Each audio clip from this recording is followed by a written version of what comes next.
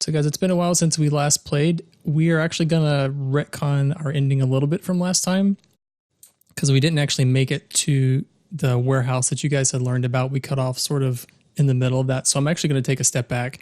If you remember, Slash, you and Sigurd were separated from Jude.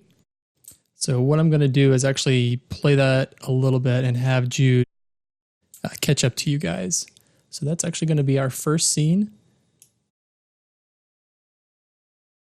Is you, Jude, waiting for the subway. And I think we established the sun is starting to go down. It's starting to get later in the day. So there's more people getting on, waiting for the next train. It's kind of a busy place. But you've noticed as you're mulling around, there's an older lady sitting on a bench nearby you. She doesn't look very good. She looks like she might be a little sickly. She's very pale and she's kind of coughing. And she's glancing over at you occasionally, but you're all waiting for the train.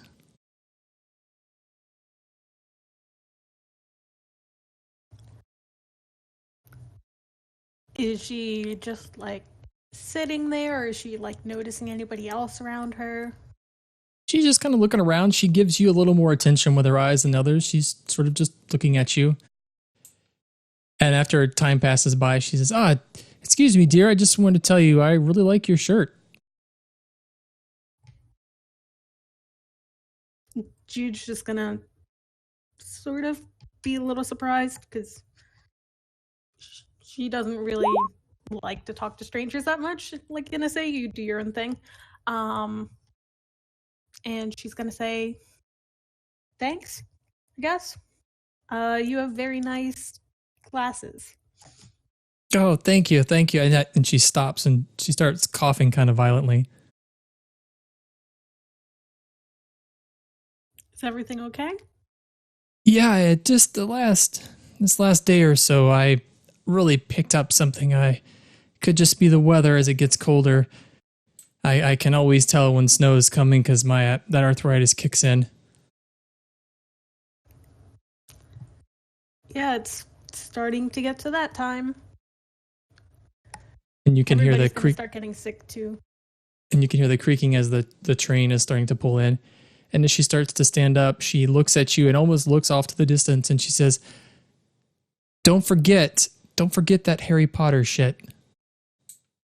And then she looks away and she says, Oh, sorry, dear, I don't know why I said that. I just felt compelled to say that to you.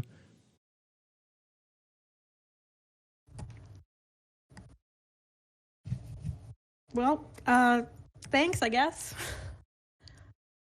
And she's gonna go up and wait for the train. I don't even know what to do with that.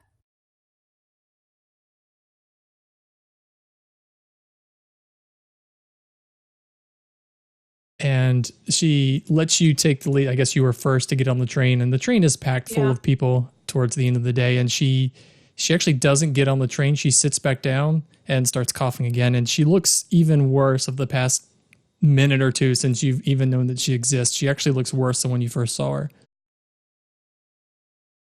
That's weird. And then the train doors close and starts to pull away. Jude is gonna just sort of mess with the ring that she got a while back, the sling ring, a little bit, but not really do anything. Just sort of keep going on her way. And sort of like what you said before in the train, there's all sorts of sick people. Lots of people are coughing. You feel that several people brush up as they pass you to go different parts of the train, but everybody's blowing their nose and all that.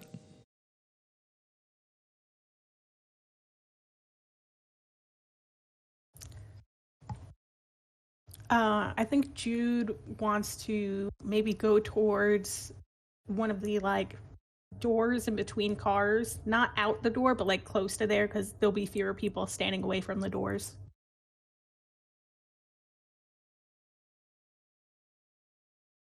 And just I don't know, there's too many sick people. It's weird to be in a crowd of people coughing. And from there, we will cut to the park with Sigurd and Slash. So as you guys were headed towards the warehouse, which is on the waterfront in Boston, Jude was going to catch up with you. Actually, you guys are going to walk past each other, so you decided just to meet in the park. But it's currently you two. It is, beginning of December. I think is where we ended. So light snow has fallen. It's started to get very cold. People are walking back and forth, doing whatever they do towards the end of the day. But it's kind of you two guys going through the park, headed towards the waterfront.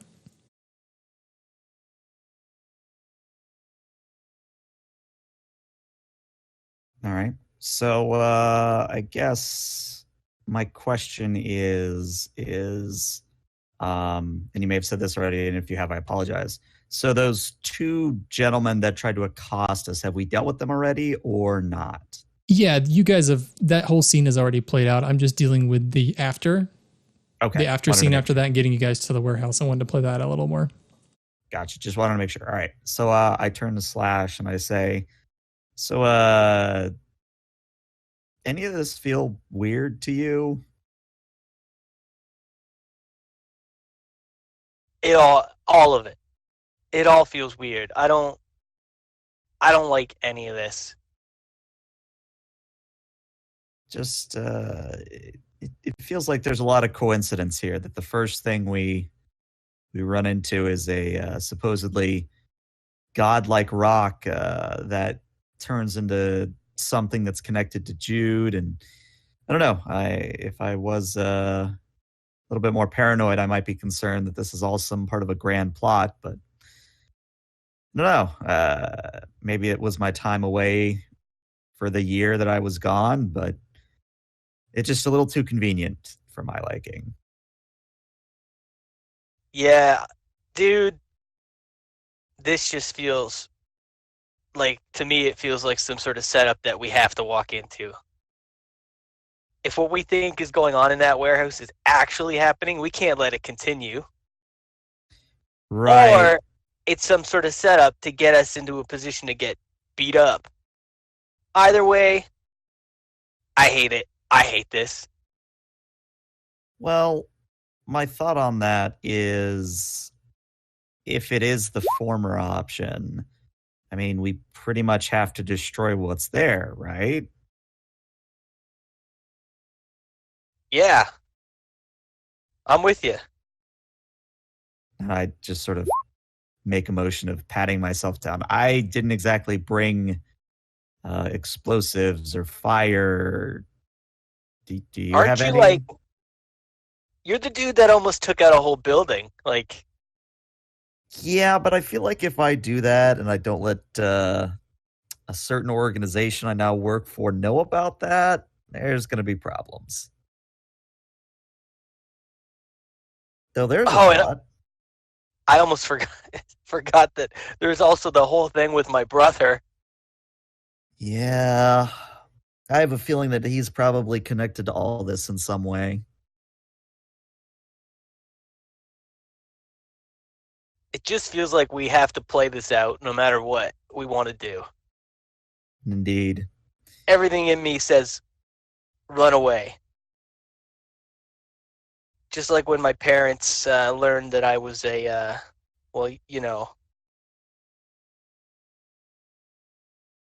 Well, I think there's merit in keeping a hold of that feeling as long as you don't act on it, because that's how you stay alive. That old fight or flight instinct. Well, the last time I felt like running, it ended up with you going into some sort of crazy portal. So Yeah, this time you're going in the portal, buddy. maybe it'd be peaceful. I don't know. You're the one that went. You could tell me. Give me some pointers before you throw me in. Sure. So you're going to meet I call him a gentleman, but I'm not really sure. And I just go on a long diatribe or monologue about, my time in the portal. As we slowly make our way towards this, did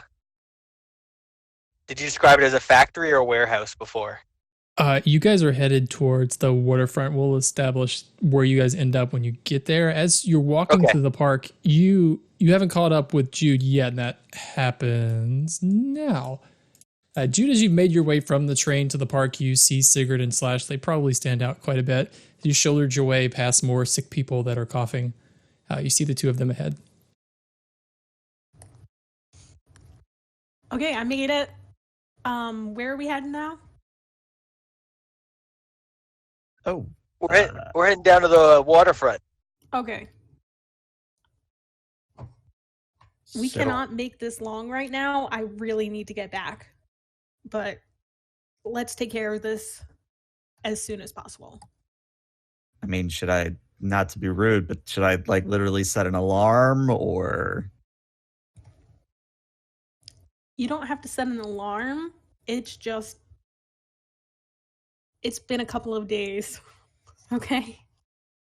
Fair. Well, let's get walking then. And as you guys make your way to the waterfront, it's a bit of a walk from where you are in the park. You're moving through groups of people. You're having to stop at traffic. There's all sorts of honking and yelling, because this is Boston. And it's taking you a good bit of time, maybe about an hour, to make your way to the waterfront. Important detail, Jude, if you remember from last time, it is actually after dark when you find your way there. It's not great. So the directions that you got from the guy weren't very specific. They weren't an address. They were just go to a warehouse on the waterfront with a little bit of more description, but still very vague. And the waterfront of Boston is actually huge. And to say a warehouse is not very descriptive. There are many. And you're standing sort of at the docks down from one of the main roads that would take you by several of these warehouses. And you, as you've approached, maybe you guys have started to realize that the scope of what you're looking at here is pretty huge.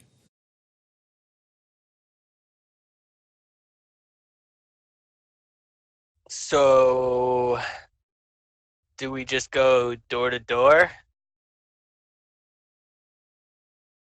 I feel like we'd lose some surprise if we knocked on every door first. Yeah, I don't even know what I would say. Hey, just looking for some sort of mutant camp.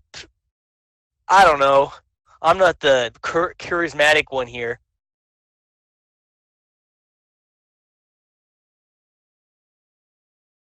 Well, here's the thought.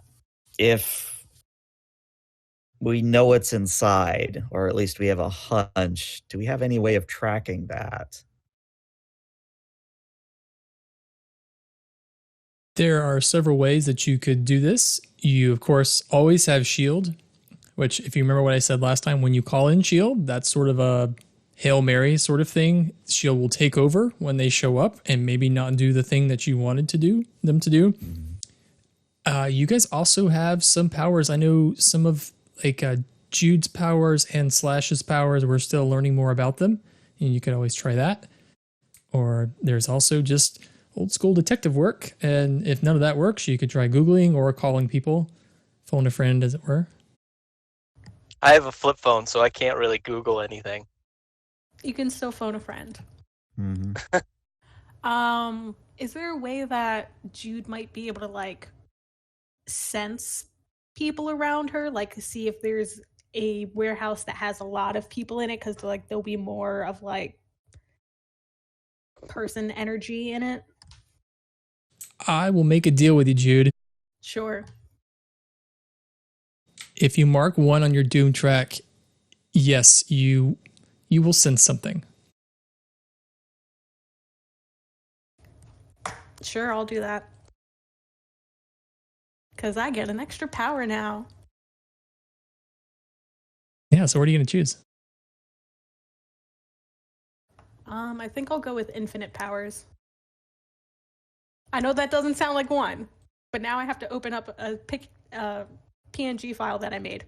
So that has all the powers. I can use any of them once. Cool. As you open yourself up, maybe it was the comment about the Harry Potter shit, Jude. You open yourself up to your powers again. Immediately when that happens, that wave of weakness washes over you and you stumble a little bit. But when you do that, the view in front of you, you get a bit of a clarity that you didn't have before, and you didn't even realize that maybe your view before was a little foggy. But as it as it comes into a resolution, you feel a strong sense that someone in this direction is hurt, and down that direction is an alley. It's a pretty dark alley, of course, but you just get a sense that someone down here is hurt. Does it seem to lead anywhere? Well, the person that's Yeah. hurt is in this alley, and the alley goes to, I'd say, maybe goes towards the end of a warehouse and stops. It doesn't go all the way through to like another street. Okay. Guys, I think we need to go this way. I don't know why, but just trust me on this. I think there might be something down there.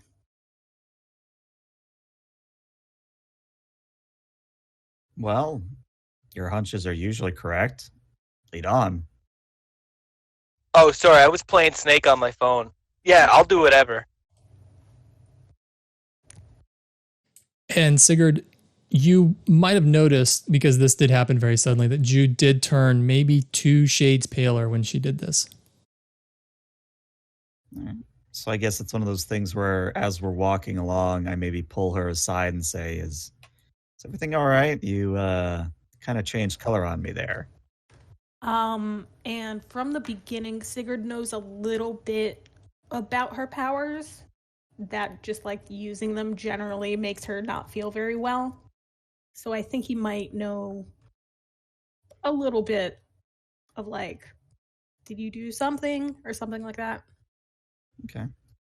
I'm not really sure. I think I might have just gotten better at things. Can you At be more least I specific? think somebody's over here. And I used to not be able to know when there are people around. So that's exciting. So But I think somebody needs help. right, but my follow-up question is, do you sense me? Do you sense Slash here? It looks like someone else. So for good or for bad, we'll at least have a starting place. Hmm.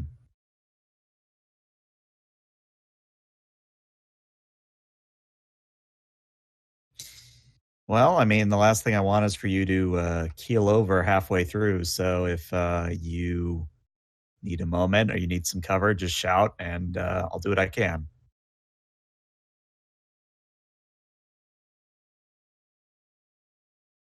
And as you guys proceed down the alleyway, you immediately, Slash, recognize the guy who is there. He's sort of collapsed on the ground towards the end in the darker part of the alleyway. He's an older guy. He looks really rough, so it's really hard to even gauge how old he is. He's wearing a cut-off denim vest. He's got long, greasy, just very nasty hair. It looks like he started to bald. And then he's got that facial hair, which is what happens when you don't even try to shave, and it's very splotchy and gray. He looks very rough, and he sits up as you approach him, and he seems especially disoriented. And he's, "Oh, hey, I ain't got nothing. I ain't got nothing." This is Skinny Frank. I've referred to him a few times. Hey, old man, are you feeling okay? Hey, man, I ain't got nothing, man. I ain't got nothing. You just leave me alone. Okay, you might not have anything, but do you know anything? Who? Is that? Are you Slash? Is that your name? Yeah, that's me, the famous Slash, the one and only, other than the guy in the band, but I didn't know about that guy until after I took the. It doesn't matter. Yes, that's me. Oh, hey, man, we got to get out of here, man. This place is messed up. We got to get out of here. Well, why? It's kind of a nice night out, chilly, but like, I kind of like the scenery. Well, and he raises his hand to his brow, and as he does, you see that on his left hand he has it's like an IV that's taped to his hand, and it looks like he might have pulled it out because there's just half of it, but the tape is still there. Okay. And the cord's there's no cord, right? It's just Yeah, it looks like there was an IV. Yeah, it's like it was taped to an IV and he's pulled it so that the tube is broken. So there's no actual like IV attached to him, but there's like the actual like tape still on his hand from where an IV was.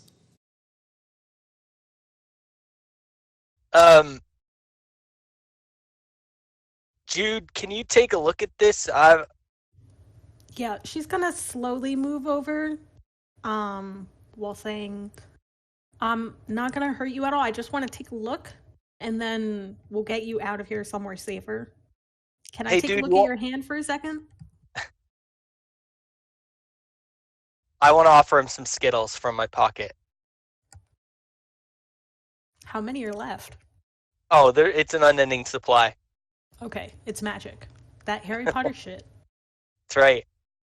As you hand him a Skittle, he takes it and he eats it right away. He doesn't really even look at it, and he turns to you, Slash. Man, these are really good. Where did you get these? But he's letting you take a look at him, Jude. Yeah, they're the tropical flavor, man. You got to go down to off 5th Street. They got a cool store with rare candies and, well, they just got the best selection, you know. And I'm very picky when it comes to my Skittles. While that conversation is happening, she's just gonna take a look at his hand where the tape is, where the IV was, to see if the needle is still in there. If it like has a weird color at all, I don't know what that would do. Or even if it would be like something going into him or something coming out of him. I don't know. I don't know how medicine works. Is there like a trail of blood maybe from where he was? There is a slight trail of blood down his arm. Judah's going to ask you, you've been taking some of the moves. I haven't looked at your sheet. Did you take the empathize adult move by chance?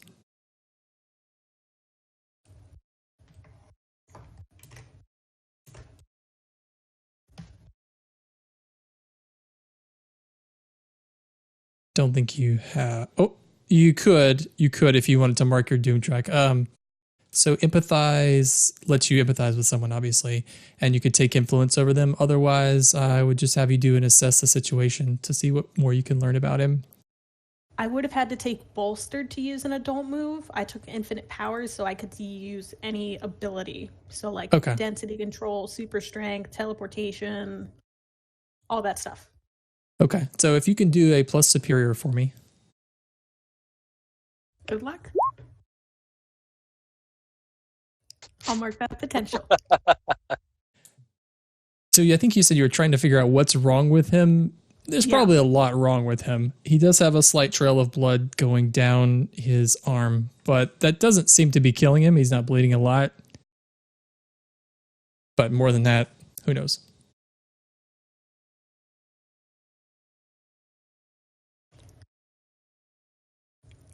But he says to you, Sash, hey man, what flavor are the yellow ones? It's like golden sunshine in my mouth. I always just said that they were yellow. I don't often look at the packaging, you know. I like to live dangerously. Hey, listen, man, we got to get out of here. There's some really shady folks. They had me locked up and. Yeah, how about you get out of here, but first, point us in the direction of these shady guys so we can call the cops. We'll get them, and then we'll get out of here too. Man, those guys, they probably work for the cops, you know, probably working for the man, just trying to catch me and tie me up and put their drugs in me or something, man. You know how it is. Back when I was in the army, man, you know, they did all sorts of experiments on us. You call the cops, man, they're not going to do anything. What about like the dock security? Like they're not cops. They don't even carry guns. Dock security. Them. Yeah, sure. Next, why don't we call Superman while we're at it? Can we? Do you have his number? Yeah, let me get my flip phone here. It's right next to. I call Superman, and on Tuesdays I call Captain Puerto Rico, and you know, come on, Slash, man, where have you been? You know, people aren't going to help people like you and me. Nobody cares about us. Well, man, I'm here. Maybe I can help. Maybe I could go talk to these gentlemen and let them know that you've been aggrieved and that they owe you compensation for your injuries. And he looks at Sigurd and Jude. Now listen, you kids, I'm telling you, this is some serious shit going on there. I don't even know. There's a bunch of guys there that are going crazy. You don't need to go down there. I don't know what they're doing, but it's nothing good.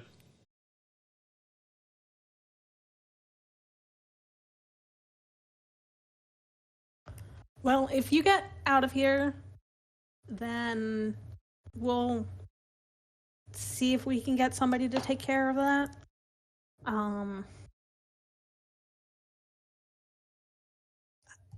She is waiting for somebody else to come in because she doesn't know what to do. Well, Sigurd is sort of like, he has something he wants to say to Slash, but with this guy here, he's a little bit wary about doing so. So I think Sigurd's just going to remain quiet for the time being. She's looking at Sigurd. I just sort of shake my head no. And because Skinny Frank is an adult, he is actually trying to lower all of your dangers and raise all of your mundanes. You can. I will resist that. I'm going to reject that. Say. And I will use my direct influence for the first time in 2 episodes. All right, dude. That's a very I good have roll. an ability that I don't care what people think. So I'm just trying to look up what that actually does for this. I add +2 to this roll. So for Jude, you've got one choice. If you'd like, you could just cancel their influence and take +1 against them going forward. It's that basic move pages 2. There's a list. Yep. So there's 3 of those options. I'm going to shift 1 label up and 1 label down. Okay, but keep his influence. Yeah. Wow. And okay, Sigurd and Slash, you guys can take 2 of those from that list if you'd like. Run them by me again. Make sure I got it right. Yeah, so you can clear a condition, which I don't think anyone has any conditions. You can mark potential, but you have to immediately act to prove them wrong some way. You can shift 1 label up and 1 label down, your choice, or you can cancel their influence and take +1 forward against them in the future. And you guys get 2 of those choices. I shifted my freak up 1 and my mundane down 1. Yeah, okay, I'm going to shift mundane down and danger up. And then I have 1 more.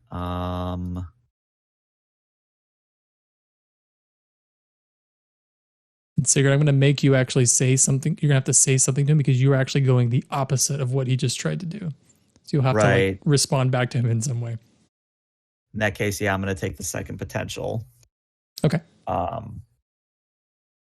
So I say to Skinny Frank something along the lines of, look, it's our job to deal with this sort of thing. It would just point us in the right direction. We'll handle it for you.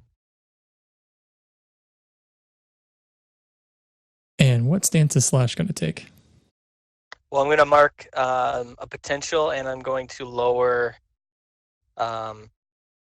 danger to raise savior by 1. And what I'm going to do is Slash looks a little frustrated that Frank isn't giving him anything. And kind of stands up to Frank and says, listen, man, enough of this shit. My brother is in there somewhere. So what you're going to do is point us in the direction that we need to go so we can kick some heads in. All right, man. All right. She'll lead with that. Okay. Do you see those vans? And as he says that, he points out on the street, a black van goes by. I know there's a lot of vans coming out of that place I was at, that they're all trying to leave. They're doing something. They're getting ready for something. But if you follow those vans, I bet it'll take you there. It was down the street, man. I'm telling you, man. This Place is messed up. All right, man, get out of here. Find somewhere safe. Take cover. All right, you Don't guys, worry about us. you take care of yourself. Then he kind of hobbles down the alleyway and off down the street, away from the waterfront. Sorry, guys. I thought the Skittles was gonna work. They can't work all the time. It kind of worked. I'll give you half work. So what's our game Alright. plan going in? Well, I was going to be a fan of running in, saying I'm with S.H.I.E.L.D. and for everybody to drop their weapons, but I have a feeling that's not really going to work. Yeah, I think that might be expecting a little bit too much. I mean, we can go in guns blazing for whatever definition of guns we might have. Or we could be sneaky. I just sort of look at Slash. Can we be sneaky? I think so. Let's just head over there and take a look. Let's see what we're dealing with first. Fair. Let's do that. Could be a bunch of old geezers that we can just knock out. Somehow I don't think old geezers are going to be involved here, but one way to find It's the out. first time for everything. Wouldn't that be the day? Old geezers flying around shooting laser beams. Yeah. Just making a note, the next villain that I create for you guys needs to be a flying old guy shooting laser beams. Can make that happen. I mean, every time we say something as a joke, you always bring it here. I do. Must I bring up flying cars? That's true. Yeah. Okay, so we're not going to go right up to the warehouse. I think we just want to keep an eye on it from a little further away first. Just scope it out. And following for like Skinny a half Frank's, hour first. I was going to say, following Skinny Frank's advice, if you guys follow those dark fans, they do lead you to a point.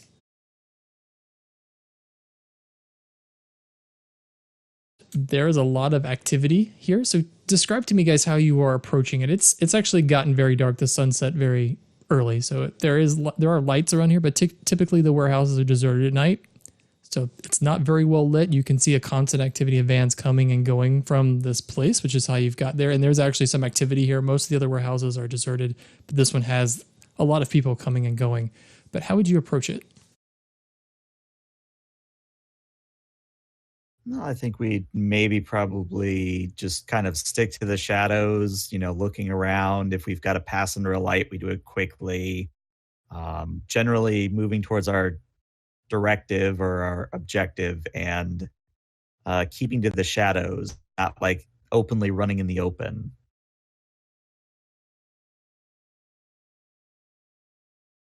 Yeah, I follow Sigurd's lead. Somehow he's more adult now, and I feel more influenced by that. He's the adult in the room now.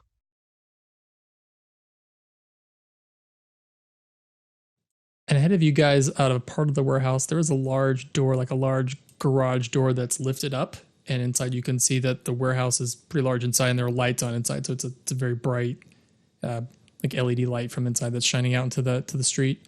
And there's two goons that are patrolling up and down the outside of this door, and they are carrying machine guns.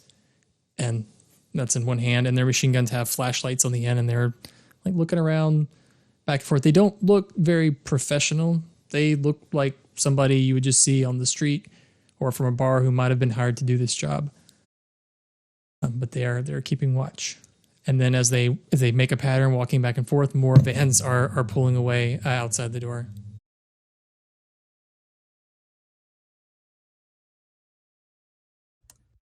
I look to Slash and I say, all right, so obviously this is the front door.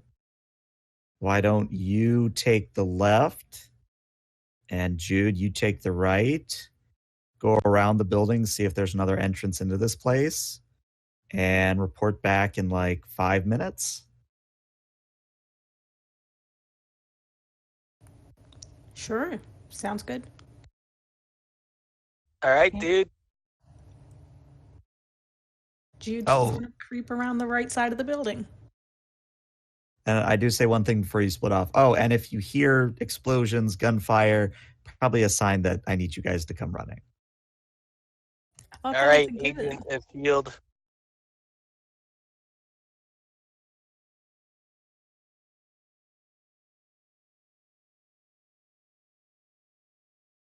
I So make if I my heard way you right, around. Slash, you're going to go off one direction, and Jude, you're going another direction. Sound right? Yep.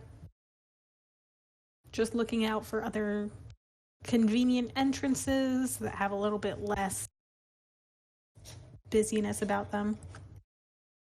And as you're starting to creep across the street, Jude, a van comes by and it's moving towards the entrance. The van stops, and climbing out of the van,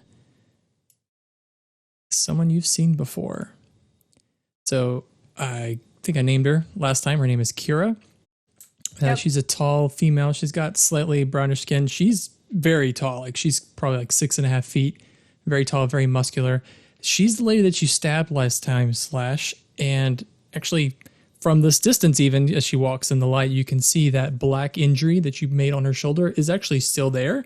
And the tendrils of like black inkiness are still spread out on her shoulder. She hasn't healed it, and it looks like it's still there. And almost she's still kind of favoring that arm a little bit. She still has it tucked next to her side. But as she gets out of the van, she looks at the two of them and she says, hey, pay attention. Keep watching. We're almost done. Van will be around a circle to pick you up in just a minute. We're almost out of here. And they nod, and she goes inside. Now, just for my memory, I can't remember. Did I know I was stabbing her, or did I think I was stabbing, like, what was it, Thanos? Yeah, you did not know that you were stabbing her at the time she was Do coming I know after you. now that I stabbed her? I think at one point, if I remember correctly, the illusion did wear off, and you could piece together that, yeah, she was the one that you stabbed. Okay. You thought you stabbed me, by the way. Oh, great. Totally cool. Fun.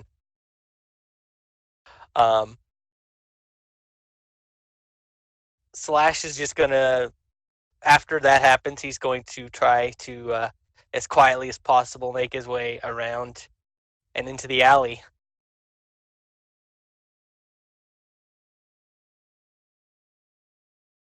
Jude, if you could roll plus danger for me, we're going to do directly engage a threat. And if you succeed, if you choose to resist or avoid their blows, that's going to be you not being noticed by them. Okay, let's try this. Very nice. So you can resist or avoid their blows, which I'm sure you want to do, so they don't notice you. You can take something from them, create an opportunity, or impress, surprise, or frighten them. I would like to avoid them noticing me and create an opportunity. So maybe there is an opening over here. Okay. Yep. You found maybe it's like a fire escape that leads up to the side of the building, and then from there you can see on the roof like a roof access that leads like a stairwell that would take you down. Like you can see like those the roof boxes and everything. You can find your way there and get to that door easily. And presumably they would have all exchanged their new numbers, since I'm sure Slash, with his flip phone, can receive text messages. So she's going to text all of them to come over to the side of the building as quietly as possible. Yeah, Slash would have just said, don't send too many because it's pay as you go. And he has a very limited number of texts. You can afford the 10 cents for a very important text message. So Slash, as you're reading your text messages, you do see a door on the same level as you, maybe like around here, and you do hear some voices from inside. Sounds like a boy or a male and a female are talking.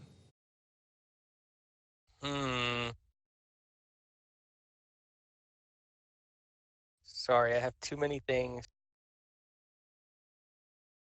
I'm trying to look at my abilities here. Okay, Slash is distracted by his Skittles. and Snake on his phone. He's doing two things at once. I will attempt to listen at the door if I can. Would that be, what is it called? Assess the situation, or? I'd say that when you listen to the door, you don't have to do that roll yet. As you listen to the door, it's kind of hard to hear. You hear the male has a lower voice and volume. You don't hear too much, and then you hear a female voice, and she says, "No, just leave it. Just leave it. It doesn't matter. Just leave it. We're leaving." And the door is a big metal door, like you'd find in a warehouse. There's no window, so it's really hard to hear from it because it's probably just solid metal. And there's no windows? There's no windows on the door. It doesn't look like it's locked. If it's locked, it might have a lock on it from the inside, but it doesn't have a chain or anything on the door to lock it externally. Okay, I having got the text, I head back. I don't want to fool around with this, especially if I know they're right on the other side of that door. Okay. So Sigurd, from your standpoint, I think you would have seen everyone's movements, and you would have also seen Kira enter the building, and you would have heard her speech also. If that's the case, I think what I'm doing on the group text is I'm saying, I see the one we dealt with. I see the woman that we dealt with in the graveyard. Does anyone else see anything important? I found a fire escape. We can get in. Yeah, I didn't really find anything. It's just a big metal door or something. I tried to listen to what they were talking about. I heard voices. Couldn't really make out much. I did beat my high score, though, in Snake. Worry about Snake later. If she says that they're leaving soon, we should get in there as soon as possible. We can keep looking for more entrances, but I think this one might be the fastest. Let's do this then. Jude and Slash, you guys go up the fire escape. I'm going to make a scene at the front entrance. Oh boy. I thought you said if we hear any gunshots or yelling to come back.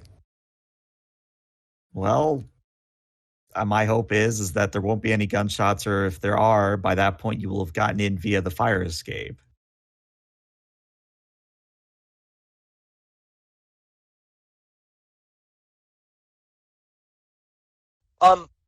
Are there any where we are there any are we hiding among shipping containers or boxes or crates or anything like that? I assumed, you guys were off to the side hiding in the shadows somewhere. Are there any of these boxes anything interesting, like maybe Chinese fireworks or maybe drone toys or something really funny and interesting? But just in a wooden crate so you can knock it off, throw a match in, and then... Yeah. So none of the containers, most of them around you are not marked. You do notice a large one off to the side that looks like a fuel container of some kind. Like it says, warning, flammable. And it's large. It's not like a small jug. It's like a huge thing that would be on the back of a semi type thing. I don't think there's anything I can do with that. But I pointed out to Sigurd, maybe that could be a distraction.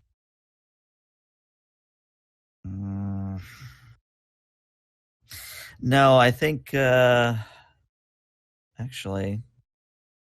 I have to check my powers real quick, but I do did you have... get rid of laser beams? No, I just had to make sure I still had energy blasts. I do. So GM Josh, the vans that are coming in and out, they're just typical black vans. Yeah, they're not armored vehicles or anything. Yeah, they're just your everyday, plain van. They're just black. Okay.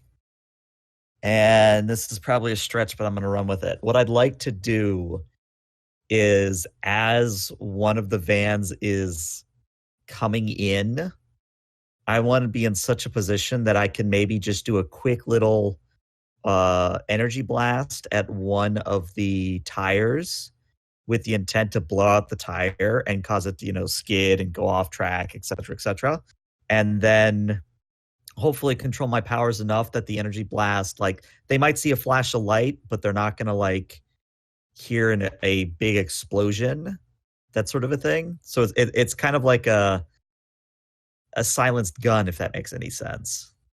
Yeah, I think so. When are you gonna do this? As soon as the others are telling me they're in position.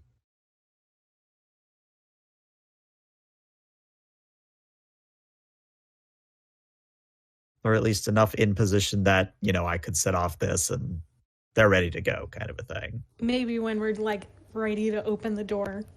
Mm-hmm. Okay, that sounds like a plan.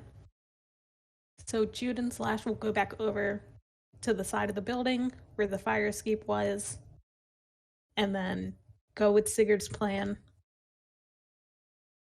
And as as you make your way across the road to the fire escape, you've noticed that the stream of vehicles going to the warehouse has lessened, and it's mostly now vehicles leaving the warehouse.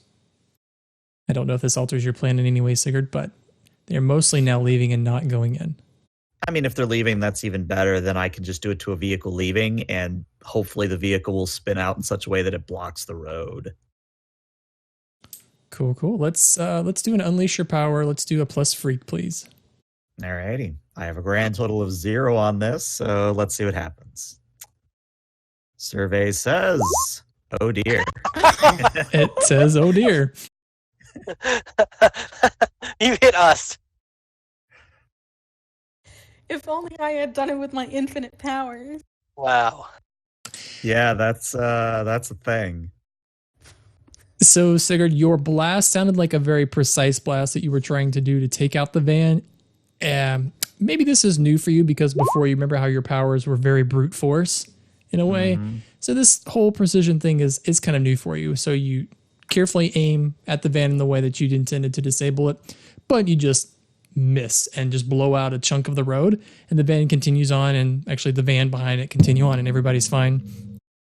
The problem is you've basically set up a flare from where you were, so now everyone knows exactly where you are, and you were the person that did this.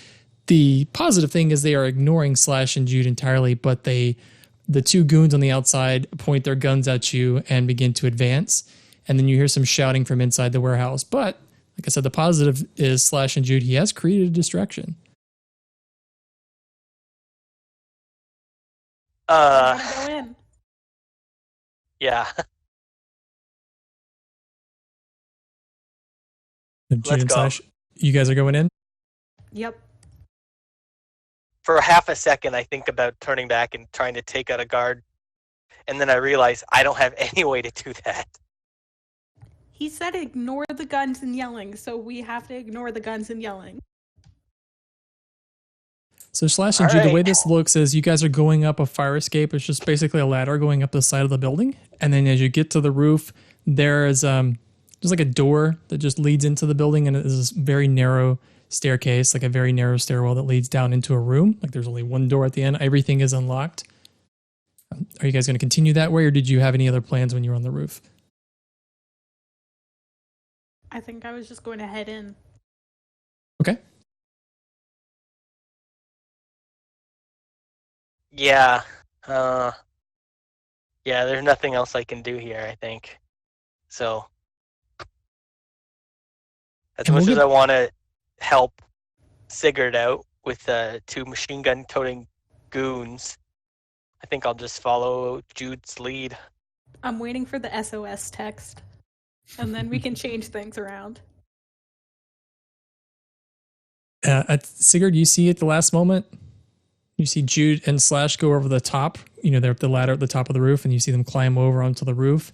And then your sight is obscured by the lights from the two machine guns as they have sighted on you, and they begin to fire. Oh, interesting. So, very important question. Did I get my shield already from shield or no? You did not. Oh, that's a problem. If you- I guess I am gonna try and get behind cover and or lead them away. So are you going to engage them, or are you trying to escape and not like actually fight back?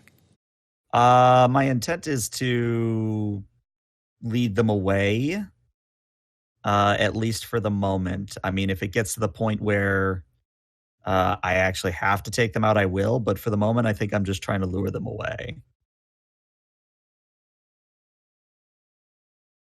The first few blasts as you're walking away, like you're still behind cover here, they miss, like their shots go wide, they don't even get close to you. And then beside you hear a low thunk as one of the bullets hits the large gas container I talked about. It doesn't look like it's actually penetrated it yet, but then you become aware that they're shooting live ammunition in a large fuel container that you are very close to. Yeah, I'm gonna get away from that as soon as possible. You could make a break for it away from cover and sort of take a run down the street, but that would leave you pretty open. Would it work if I did go into the open and fired off some energy blasts in their direction, maybe forcing them to take cover? But my intent isn't to actually hit them. It's just to get them to, stop firing randomly at me. Why don't you roll a Hello? plus superior for me? Plus superior, sure. In before another oh dear. Hey, a hit. Very nice. So on a hit, we're doing an assess the situation. You can ask me one question. What can I use here to blink? What is the biggest threat? What is the greatest danger? What is most vulnerable to me? Or how could we best end this quickly? What can I use to make these individuals get into cover or otherwise stop shooting at me? Well, you could run at a certain distance and get them very close to this fuel container and then shoot the container yourself and take them out. Or you could make them think you're using the container for cover, try to get enough distance away and let them shoot it enough to blow it up themselves and probably kill themselves. That's probably the fastest way to do it, but there'd probably be a property damage, a very, large amount of things blowing up there. It wouldn't take out like the block or anything, but it would make a noticeable boom. I mean, property damage is his MO, so. Yeah, but I kind of was told by Shield to stop doing that, so... All right, let me ask. That's the second. Delinquent. I just thought about that. That's probably the second quickest way to make them stop following you. The quickest way is for you to shoot them.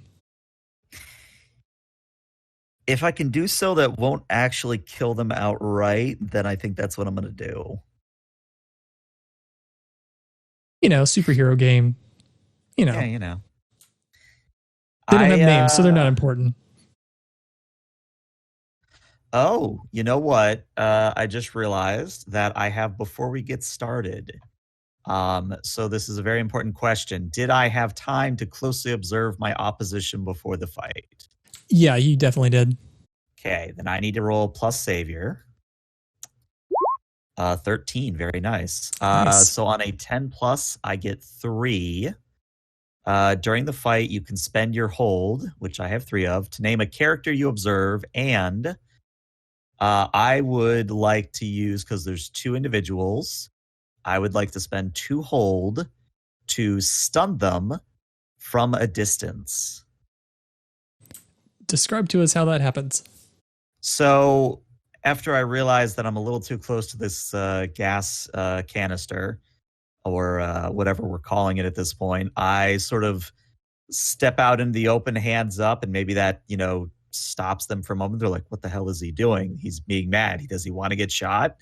And, maybe in that split second where they're just processing all of this, I sort of do that finger gun motion, which apparently is my MO, and I shoot out these very direct and very beeline energy pulses, very low level, but it sort of hits both of them in the temple, and it immediately causes them to spaz out and just sort of drop to the ground unconscious, as if the way I'm framing it is that maybe this energy burst has temporarily sort of caused a cascade reaction of neurons firing in their mind, and that it's kind of just an overload of the system. Doesn't do any actual damage. It just knocks them unconscious. I love it. As they fall out, they drop their machine guns, they go clattering away, and that pretty much takes out all the light in this area as well, because that was the only light was the light from their machine guns as they were pointing at you. But all that, you're pretty much in darkness, and you have these two guys completely immobilized. Excellent. Then I think I'm going to run over, quickly frisk them to see if they've got handcuffs or anything. If they do, they're getting cuffed. If they don't, I'm just going to sort of move them out of the way. And then I'm going to go stop the vehicles, or at least try to. The quick search that you make, you don't see anything interesting. You find some wallets, some cell phones. They have a lot of ammunition on them, actually, but that's about it. All that ammunition is getting flung away into the darkness somewhere. It doesn't really matter where, just as long as they can find it. Okay.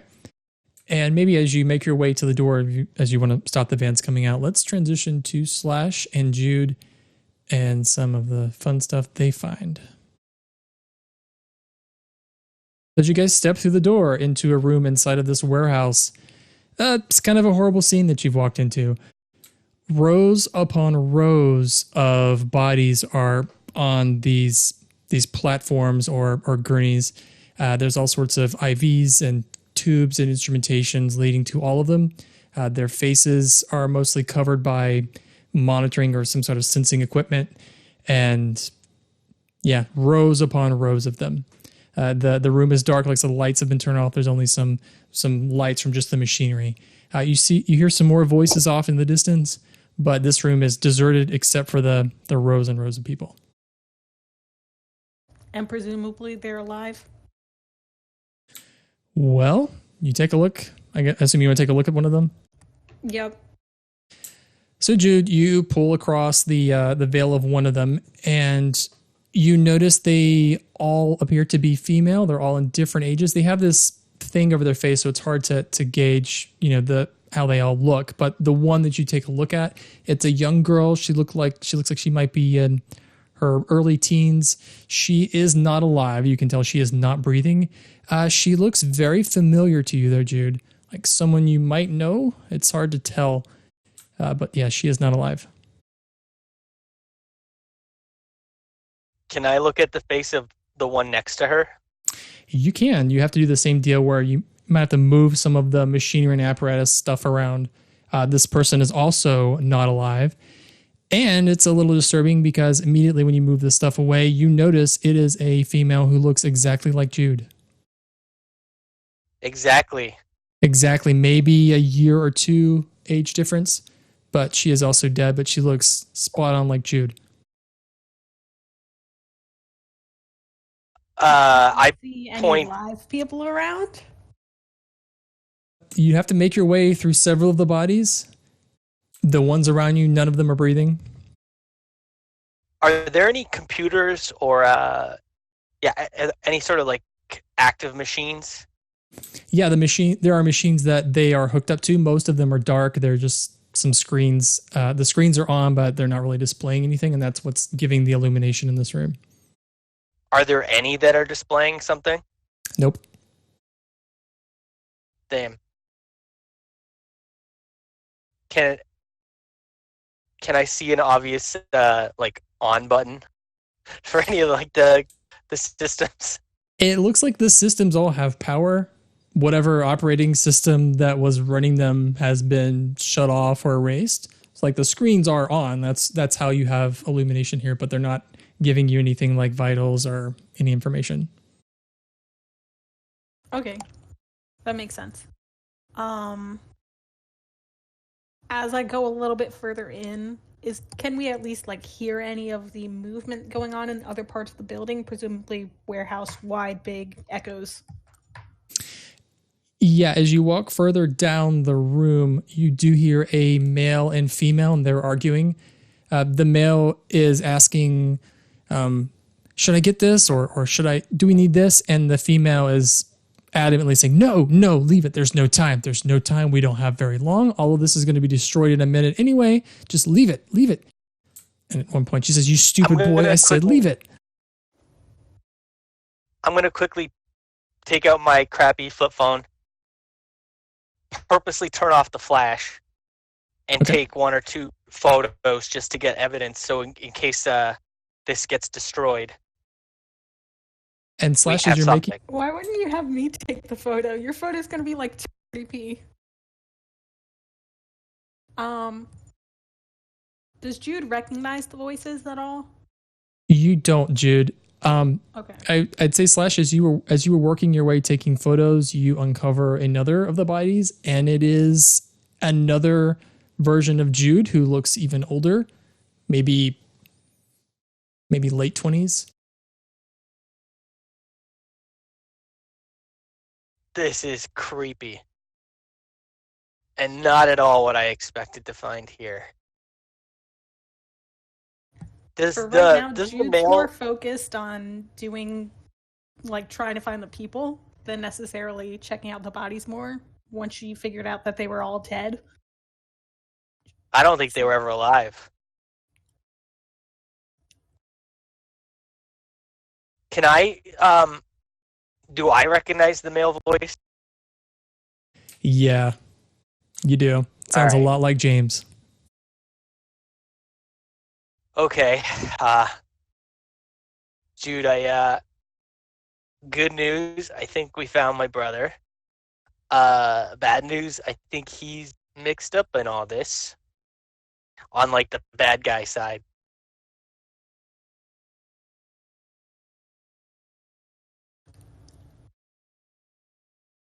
Well, And if we're here to save people, so Eh, maybe we can and save him. if he's a mutant and he's on their side, I don't know what we don't know what his power is. I don't know what his power is. He can shoot laser beams out of his eyes as far as I know. I mean, if you two are related, usually powers are pretty similar down family line. And Slash doesn't know that she studied mutant genetics, but Jude studied mutant genetics with Dr. Daedalus. So Slash, I think we have a pretty good idea of what his powers probably are. There might be 1 or 2 surprises, but I think we're okay.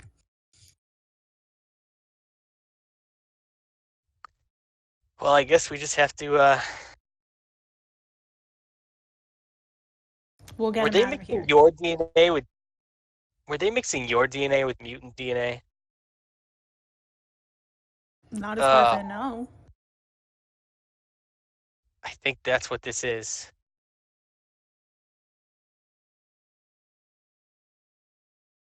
I think we have to go knock on that door. And I'm not looking forward to this at all.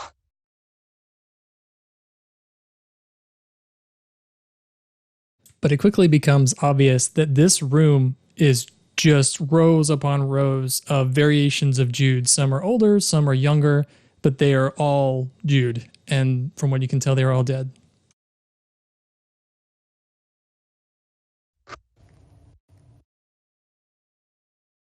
I think Jude is gonna text Sigurd, "Are you coming?"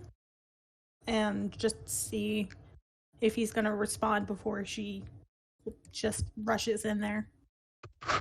Do I get said text?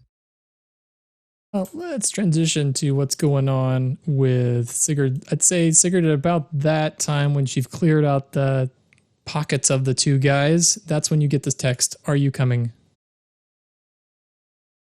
I reply back, I'm going to stop the vehicles leaving this place unless you found something that would indicate I need to let them go. No, keep them there. Okay. Then I think what I'm going to do is, as a vehicle maybe leaves, I'm going to try disabling it again, but I'm not being stealthy about it this time. And Sigurd, as you walk near the door here, you can see just past it is the main warehouse interior. It's a very large open area. It's pretty empty. There's probably 6 or 7 people scurrying around doing things. The lights are still on, but it's pretty dark. And you hear one of them say, "Are the explosives set yet? Has the timer been set?" And another one says, "Yes. Yeah, you got about maybe 20 minutes. You better clear out." Oh, well, on hearing that, my plan has changed. The individuals that are talking, can I see them directly or no? Yes, you can.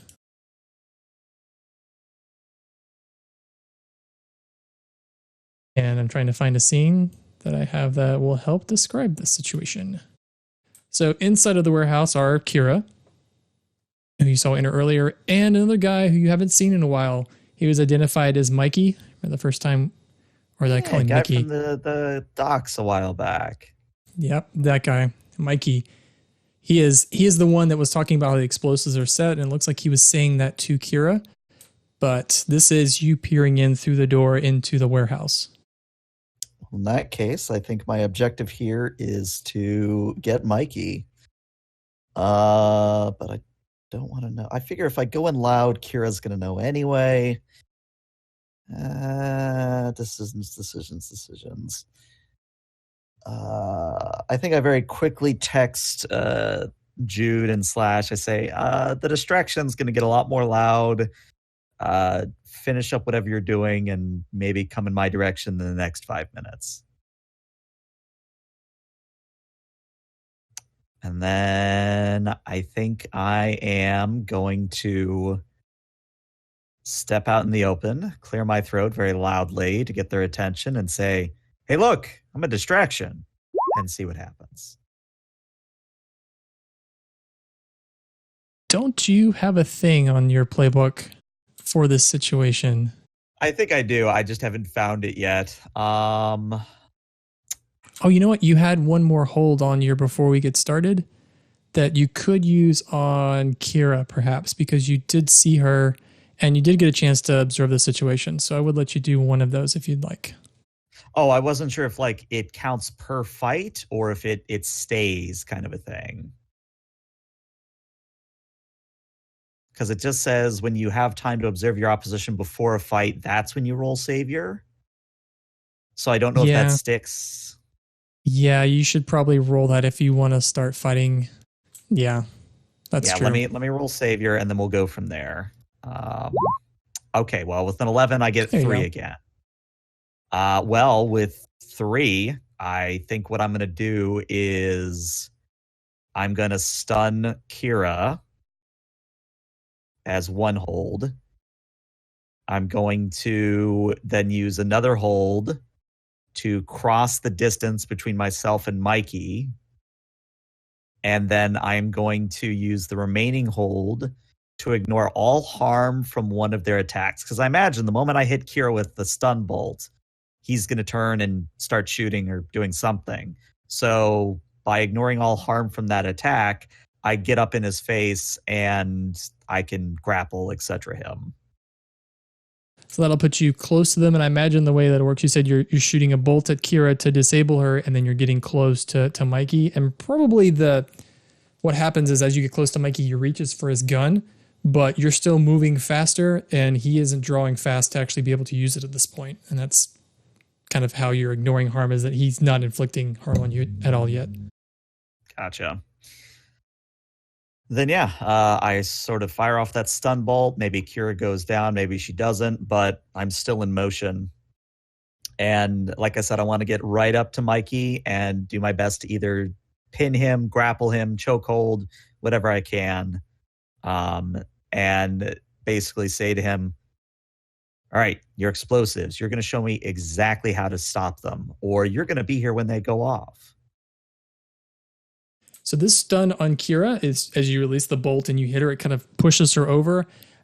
You know it's going to be a temporary thing. It doesn't completely take her out. She stumbles and she's like, "What the?" And then as you say that to Mikey, we're going to transition back to Jude and Slash. So Jude and Slash in this room of horrors, what are you guys going to do next?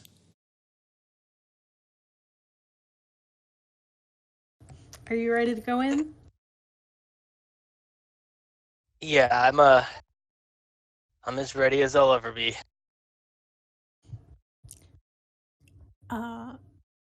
She's gonna first check if the door is unlocked. Yeah, the door is actually open. Oh, it's open. Open. Okay. Yeah. So then let's just go in. See what happens. We're gonna rush in.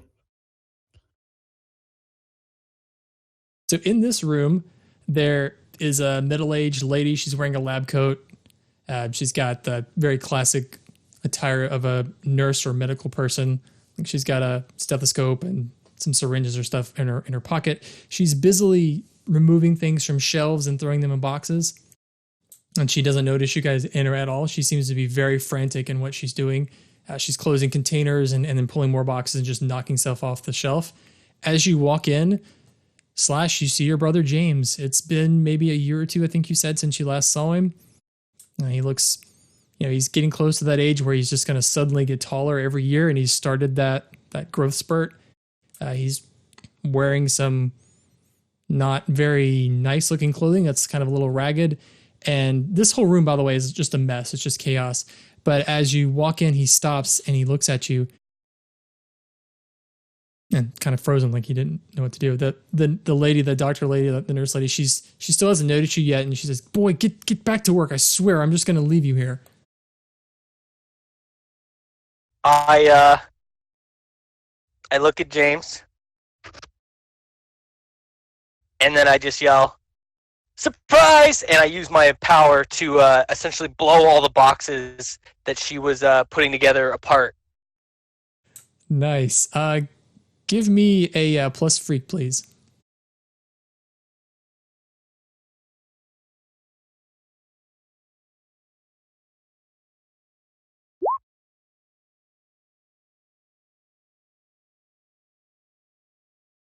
So let's see. On a 7, I had you unleash your powers. Yep. So what happens is, as you do that, several of the boxes explode, and then maybe one of the boxes in the corner falls over. And as it falls over, the contents spill out into the floor, and it was bunches of vials of blood. And as they fall to the floor, blood just splashes everywhere down the floor. Some splashes on you and Jude. A lot of it gets on James. And he just looks up at you, now surprised and now covered partially in blood. Well, that's a biohazard. Dude, that's not a good look for you.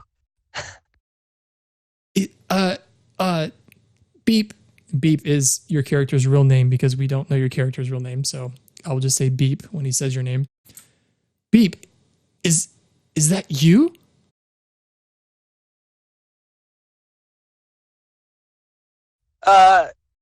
Yeah, dude. What are you doing here? What are you messed up in? And the doctor lady, she turns around. She has a moment of shock, and then she reaches in her pocket and pulls out what looks like a little walkie, and she hits it, and she says, "Intruders, we've got intruders in the main lab. Intruders in the lab." I would like to directly engage her to stop her from yelling into the walkie-talkie, go get her. knock it away or something. Let's do a plus danger, please. Wow, Judy's on fire. Did you just sock her in the mouth? Yes, I do exactly that. I get 2 of those, so I'm gonna take something from them, which is I'm going to send that walkie-talkie somewhere very far away, and I'm gonna impress, surprise, or frighten the opposition. So I'm gonna frighten her because she wasn't expecting it, or surprise her, I guess, because she wasn't expecting it. Whatever one works. I've got a good idea. When you take the thing out of her hand, she takes a good look at you, Jude, and you are now partially covered in blood. Oh.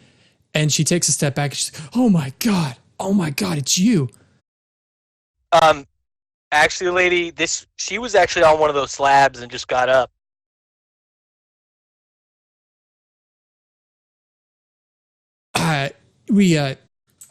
And she looks back. It's kind of like all of you. She's very shocked.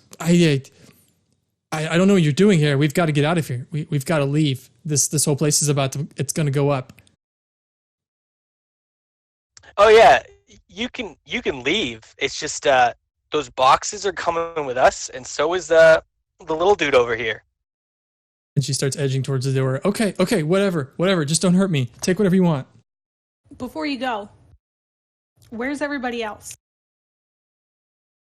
They're all outside, and she points to a door. They're all getting ready to leave. If you hurry now, you can stop them.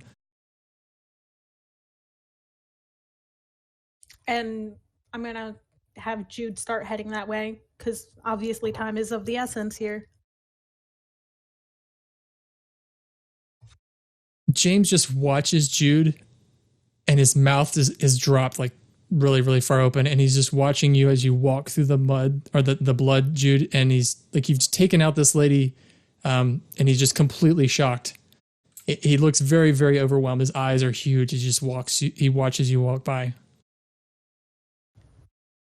Slash, you coming? I'll be right behind you. And then she's gonna proceed, leaving Slash and James behind. I go up to James and say, "We'll talk about this later. But you're coming with us, all right, dude?" I didn't know that I'd ever see you again, Beep. What, man? What are you doing here, man? I haven't seen you in so long. Your haircut's weird. Yeah, dude. I know that. There's just not a time. This isn't the time for this kind of stuff. You're following us, right? You're coming with us. Yeah, man. I'll go with you. Who? That girl? She's alive. I've never seen one of them alive before. Did she come with you? That adult lady in the other room, with the wound on her back there. If she tells you to come with her, you're gonna say no and come with us, right? Man, that's Kira. She's serious, man. Who gave her the scar? Did she tell you? I don't talk to her. I did. You're kidding.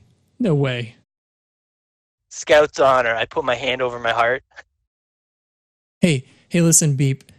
I'm telling you, man, what they're working on here, they've told me just little bits. They're working on a cure that you could use that could heal your condition and you could come home. Did you take this? Did you test this? No, man. I don't know how any of this stuff works. They've been getting blood from people and running all sorts of tests, and that's what all those things over in the farm. Well, all those bodies over. We call it the farm. Is we've been experimenting on them gross. to try to see if we could stop whatever thing it is that caused that mutation from happening. And I don't know. They don't tell me a lot. I just know that that's what they're trying to do. They're trying to cure it. And I was thinking we could use it for you and you could come home. I think they've come about this. This isn't the time for this, okay, buddy? We got to get out of here. I grab one of those banker's boxes and put as much in it as I can in 3 seconds. And I say, "Come on, dude, let's go. We're getting out of here." And I move to the next room, kind of dragging him with one arm, my box of stuff in the other. Okay.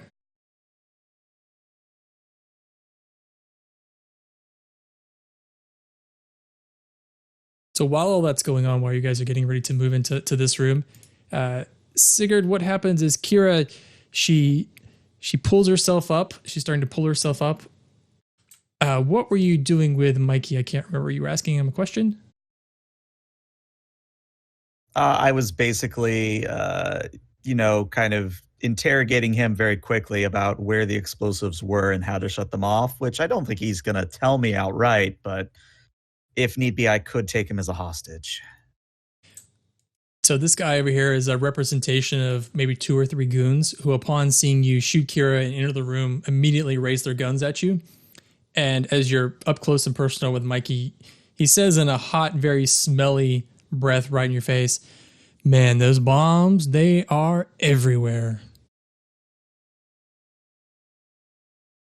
Then I think what I do is I put Mikey between myself and the people with guns, and I say, well, you're going to show me how to turn them off.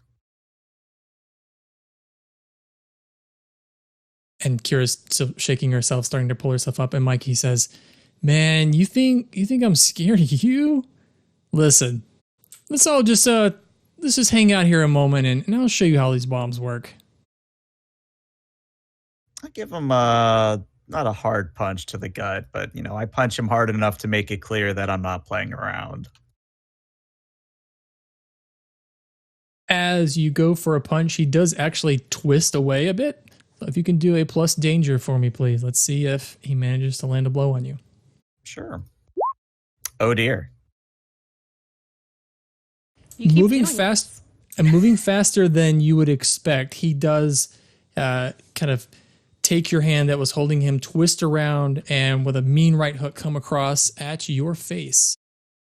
Let me take a look at your conditions because he does land solidly. Well, I do have super strength and durability, so. Well, it's just a condition. Anything. It's just a condition, so it's not going to really physically do too much, but it's going to. I think it's going to make you insecure here. That's the condition that you'll take. Fair. Because as that happens, and when he gets you with a right hook, you take a few steps backwards, and Kira, she pulls herself up. She does the whole thing where she turns her head to the side a little bit, and you hear her crack her neck, and she flexes her fist, and she says, man, I have been waiting so much to see you. And she starts to advance towards you at the time that Jude walks in the room. Jude, standing right in front of you with their backs to you, are 3 goons with machine guns, and to the distance you see Mikey and Kira advancing on Sigurd. What do you do?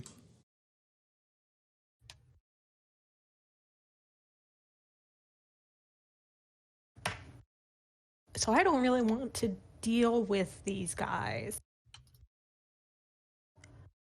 So I would like to use my infinite powers to teleport over to Sigurd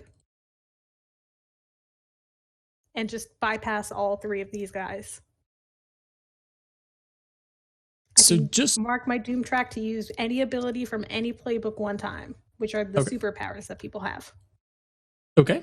Do you use the sling ring, or do you actually teleport yourself? I'm just going to teleport myself. I don't want to risk it not going well. Okay. So Sigurd, as you're stumbling backwards, you stumble into Jude, who has just appeared right behind you. Oh, hey, where did you come from? You didn't send a text, and I told you to send a text when you need help. I said come when you heard explosions and gunfire. You said to ignore the explosions and gunfire. For 5 minutes. And I pointed the 5 minutes in the... whatever. We need to leave. Apparently there's explosives everywhere. And Kira says, all except for you, princess. She points at you, Jude. You're coming with me.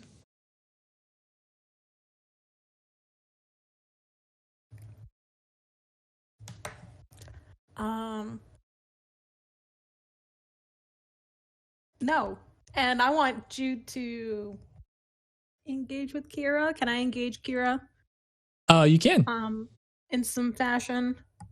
Yep. Tell me what you're doing. I need to think how I'm going to do that. She is still a little bit weak from the stun, correct? I want to make that worse if I can with my vitality absorption powers. Okay, go for it. Let's do a plus danger. This is engaging her, and she has the possibility of also engaging back. Oh, a 10. Very nice. So you can resist or avoid her blows, take something from her, create an opportunity, or impress, surprise, or frighten her. I will resist or avoid and create an opportunity to do something in return.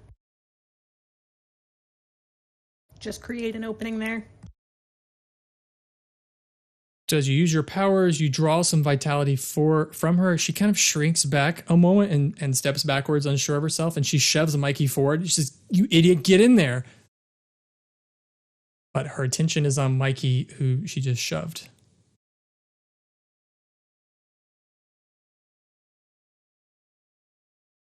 I'll say at this time, Slash, you and your brother walk into this situation.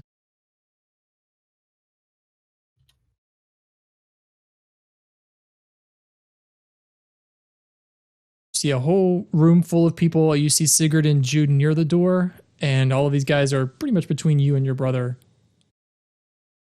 Okay. Was I able to grab it?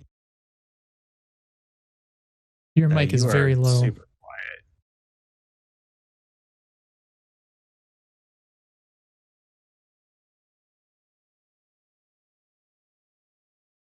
I'm gonna. You're still very quiet on 200. I think he's restarting. Yeah.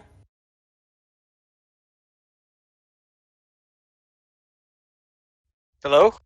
There you go. There you go. That's better? Yeah, it's much better. Yep. Okay. Was there any like glassware in the when I grabbed stuff from the lab in that box that I grabbed? Oh, there's so much glass back at that room you just came from. I'm sure you would have gotten some of it. Is there a full vial of blood by any chance? I don't think so. I think you knocked all those on the floor. Damn it. Okay. I kind of motion for James to like wait a second, and I grab these guys with the guns. Are not looking in my direction, are they? No, they're watching what's going on. They're not. They haven't even noticed you yet. Oh, okay. So I don't even have to. I was thinking I would have to distract them or something. I think now on the other side of us, like behind Jude and Sigurd, is the door, right? The big Yeah, they're door pretty for the close to the warehouse? door. Yeah, the door leading outward, yeah.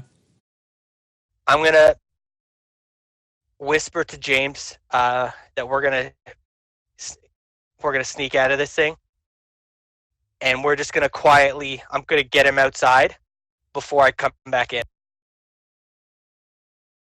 So Slash, roll a plus danger for me.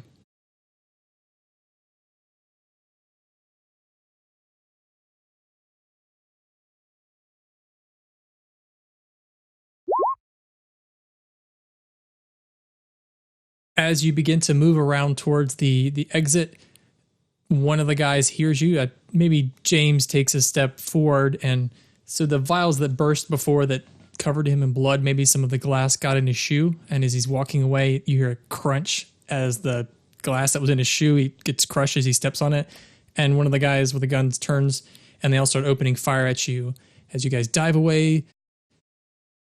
Slash, I'm going to give you a condition.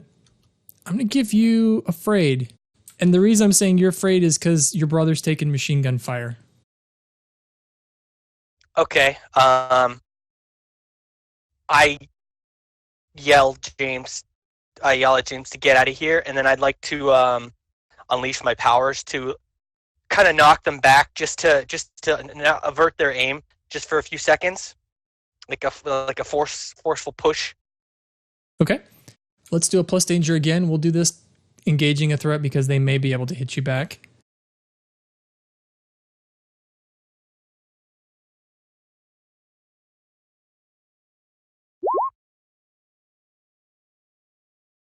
So James heads, he kind of goes on a dart. He's running out the door. And as you turn back towards the three gunmen, one of them has started to flank you. And as you start to use your power, he, takes a shot at you that does wing you.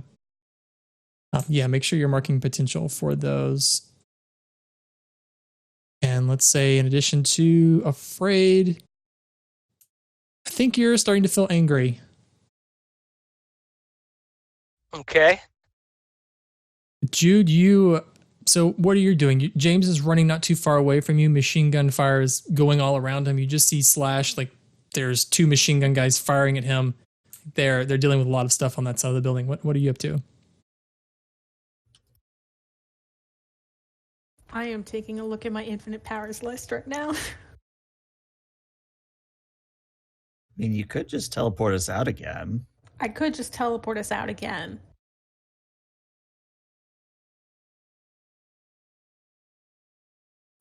I would like to use air manipulation to stop the bullets. Could I do that? It is the middle one. You certainly could. From the legacy. You certainly Do could. I mark just that one off or the suite of powers? Let me take a look.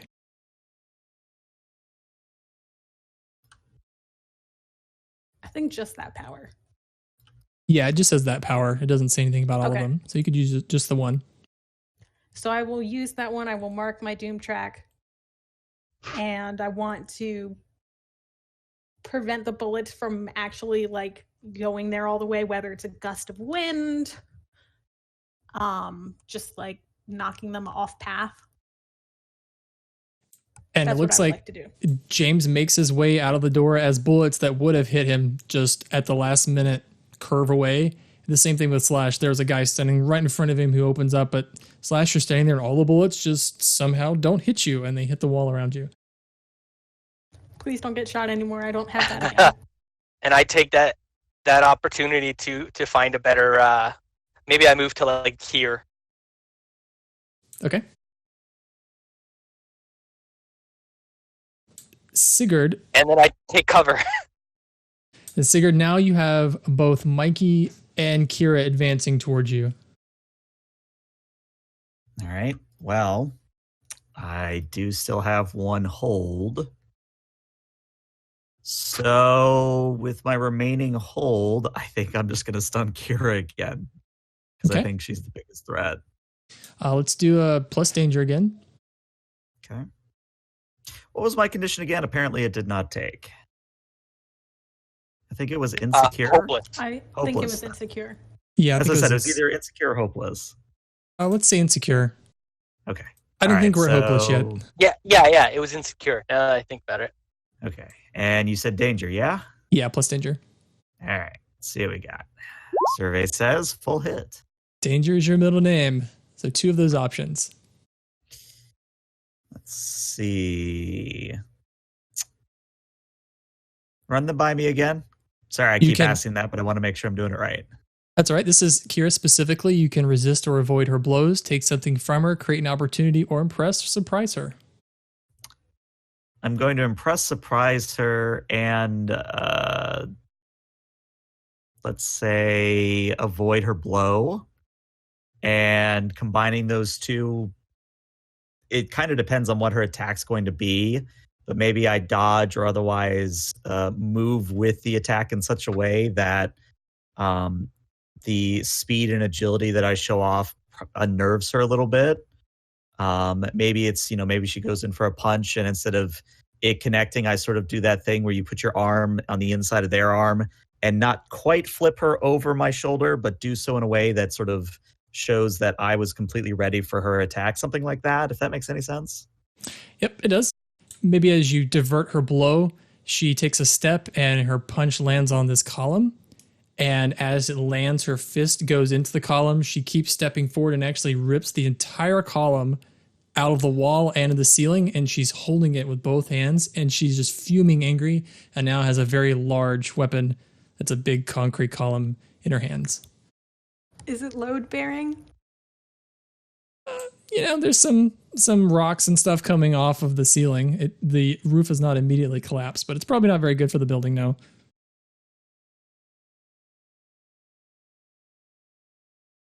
But Mikey takes a look at Kira, what's going on with Kira and Sigurd, and he steps past you, Sigurd, and walks right to you, Jude. And Jude, if you can roll a plus danger for me, please.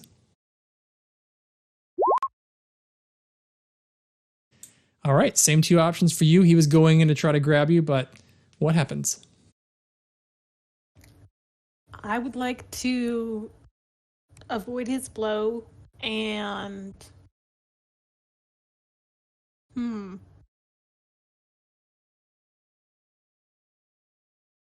I'll impress him, I guess, just in the way that like she is a little bit faster than he expected, and then I'm going to have Jude come back and attack him back if possible. Sure. What does that look like? Because you've already got a hit on him if you'd like. So just describe that Yes. for me. I would like to punch him very hard because this is a very overwhelming situation. So obviously you have to hit something. So you avoid his blows. He was reaching to kind of grab you, and you Yep. twist away, and then you turn around and hit him like another mean right hook across the face. And Slash, you can get a good view of this, but what happens is, Jude, as you hit him, it is maybe 10,000 times stronger than you expected. And I mean, this guy is a really big, beefy guy, much taller than you, Jude, but your punch hits him on the jaw. He spins twice and then collapses to the ground, completely knocked out. Great. Now she's going to turn towards the other direction because I know Kira's going to be up to something. Kira is bearing down on you, Sigurd, with a large piece of the architecture. Well, I have the... I can do this all day. So I think what's going to happen is I think I'm literally going to let her just hit me. Okay. And the goal here is either to further unnerve her and impress upon her that she can't hurt me, or otherwise, make sure that probably load-bearing column isn't, directed at anybody else. And as she strikes you with this giant concrete column, if you can roll your plus conditions, taking a powerful blow. Sure. Low is good in this situation. 7.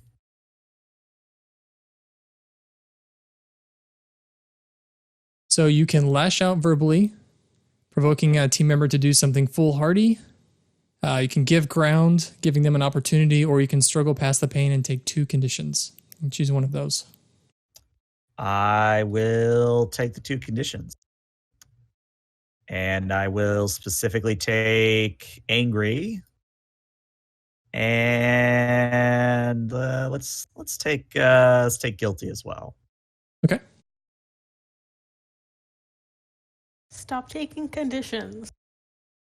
It's okay, because with my playbook, if something would remove me from the fight, I can actually shift something and stay in the fight instead. So I'm literally meant to take conditions here.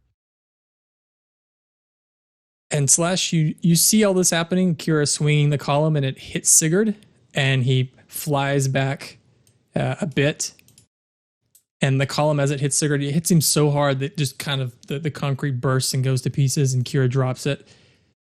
But Sigurd pulls himself to his feet, and as you continue to watch, more machine gun fire hits the column that you are hiding behind, and pieces of concrete are blowing off beside you. What do you do? Are there any lights, like fluorescent lights or lights above these guys with the guns? Not directly above them, maybe to the side. Pointing at that one. There's some, you have some old fluorescent lights. Can I use my psychic weaponry to burst it to kind of maybe block their vision for a second or distract them? Yep, sounds good to me. If you could do a plus freak, that sounds like you're unleashing your powers.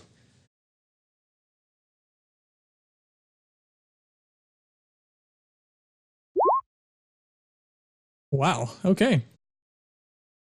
Yeah, you do that. You burst out. Were you just doing all of them in the room? Just the ones on that side of the room. I'm trying to. My hope is that it'll blind some of them, at least for a few seconds, so I can get to a better position because I have no other way of dealing with these guys. I'm not as powerful as my teammates, and watching them do what they've done is making me think that. Yeah, with that roll, you could definitely do that. So what happens is the lights blow out. Your powers do exactly what you want.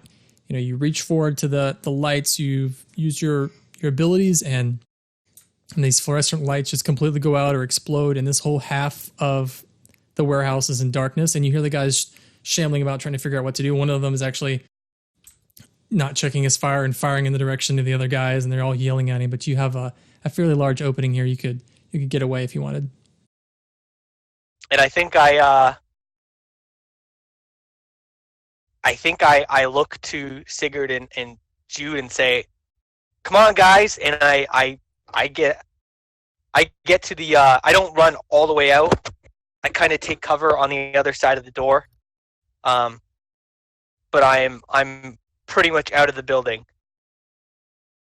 I think in return, I'd shout back. I'd say, "Just run. We'll meet up later." I stay there for now. Do I see James? Yeah, he's outside. He's a good bit away from the doorway. He's maybe hiding behind those crates or around those containers that you guys were around before you started sneaking in. He's that distance away from the door.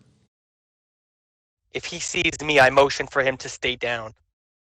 You see the blood-covered James. Yeah, he's crouching down, trying to stay out of the way. As when the bullets started flying, he understood that he needed to get out of there. All right. But Jude, you've just seen Sigurd knocked back by Kira, and after her column has been destroyed from that impact, she turns around and grabs a big piece of concrete, like a big portion of it that was still as solid, and she lifts it over her head and prepares to throw it at Sigurd. So what do you do?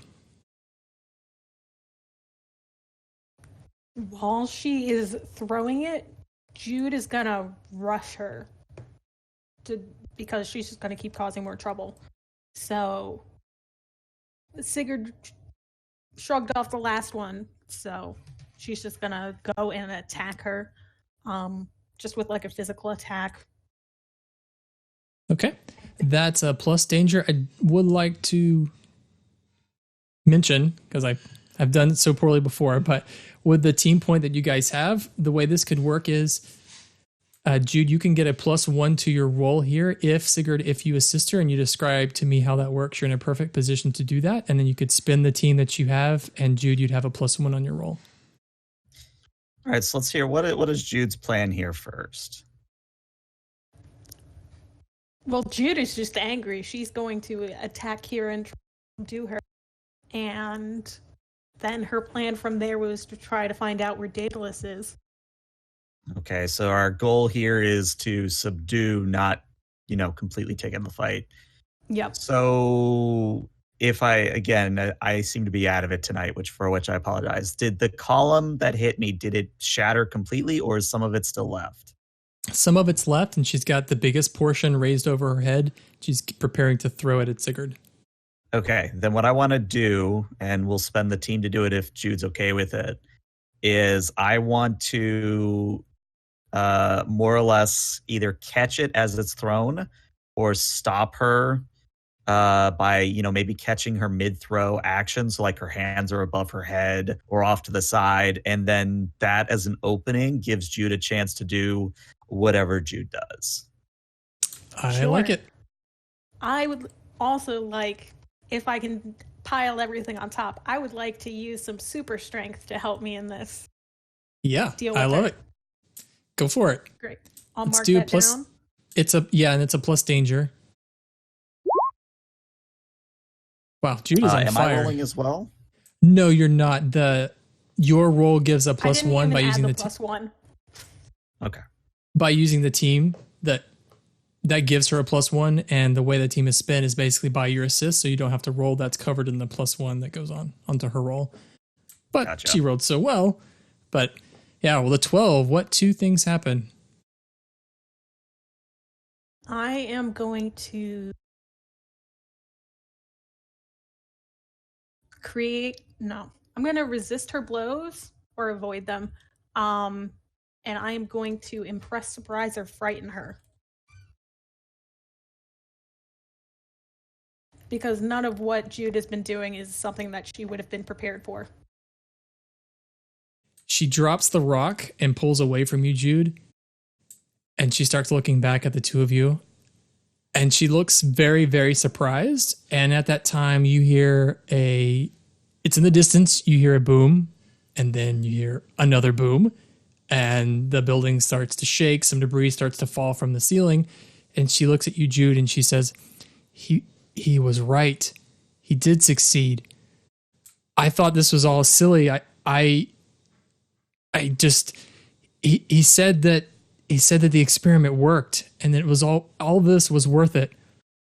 I didn't believe him, but your powers are amazing. Where is he?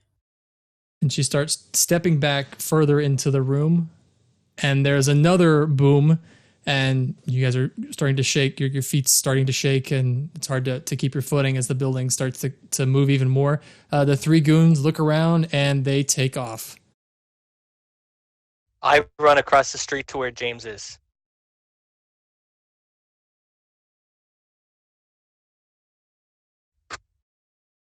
Kira says to you, Jude, this has all been for you. He's doing all of this for you. None of us matter. I thought it was all silly at first. I was so jealous of you, but now I can see that it's all worth it. I just hope you can live up to his expectations.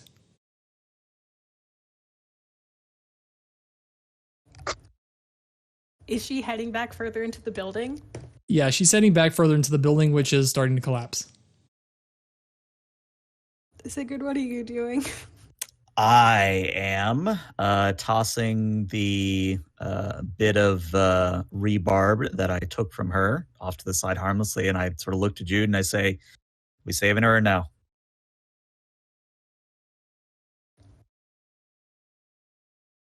She knows where we need to go next. Then Sigurd just sort of sighs, cracks his neck, and tries to get up and grab hold of Kira. I will say before we start rolling dice, Sigurd, you know you have probably one chance here. And if you don't get it, you're going to start risking a building falling on top of you. Yep. So I think you're going to need to do a plus danger here because she is not going to go quietly. All right. Let's see what happens. Full hit.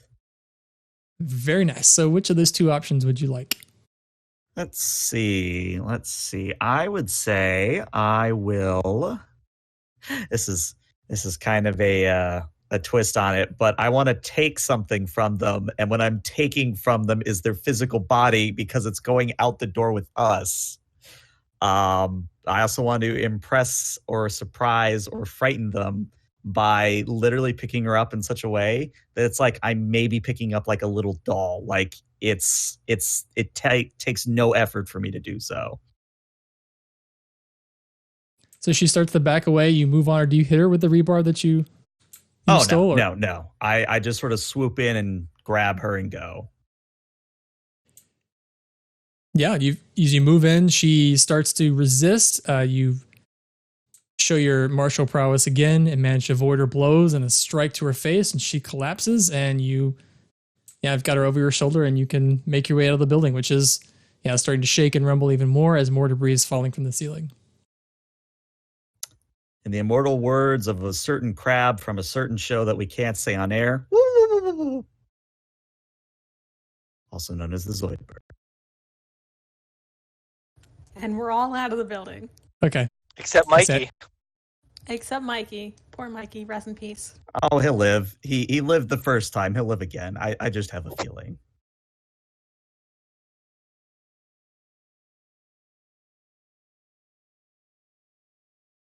Just cleaning up some goons that we don't care about.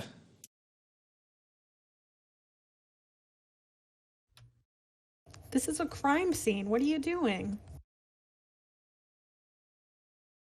They're there. They're just not important.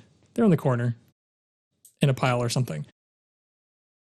But as you guys make your way out, Kira, Sigurd, and Jude, you make your way through the door just in time, and another boom in the background shakes the ground, and this warehouse just implodes in on itself. Sort of like those pictures where they demolish a big building. It just seems to collapse, and there is very quickly just a pile of rubble where this whole place used to be.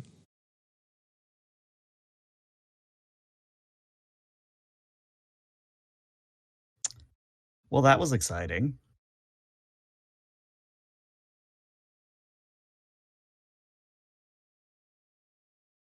So go ahead. I think I got shot. I look at him. Did he get shot? That's entirely up to you, Slash. Like, it's not like it like grazed me, but that really hurts. Pointing to his arm. You can't tell if the hole in the sweater, though, is from a bullet or just from wear and tear. Mm-hmm. I guess I sort of look at it and I go, I mean, I'm no expert, but I'm pretty sure if you were shot, it would be there would be blood pouring out of it. There is some blood on his arm, but it's not actually clear if Whose it's. it is? Yeah. Yeah, I think you're fine. Is your brother all right? James, you okay? Man, that was they were shooting at us. Yeah. And we made it out of there alive. Man, And this I'm not is surprised. Out of here. Are Because there he any of will those wake up trucks around? soon. Are there any of those vans around? no, they've taken off. There are no more vans. Well, the ones that left have left. The ones that were in the warehouse are under all the rubble. James, do you know what was in all those vans? Yeah, we were moving all of the equipment away. They just kept telling us that the experiment was over. We didn't need to keep working, so they were just moving all the stuff. I don't know where they were moving it. I think we were just getting rid of it. What were they gonna do with you? What they were paying me a little. I was just hoping I could get some of that cure whenever they were finished, so I could give it to you.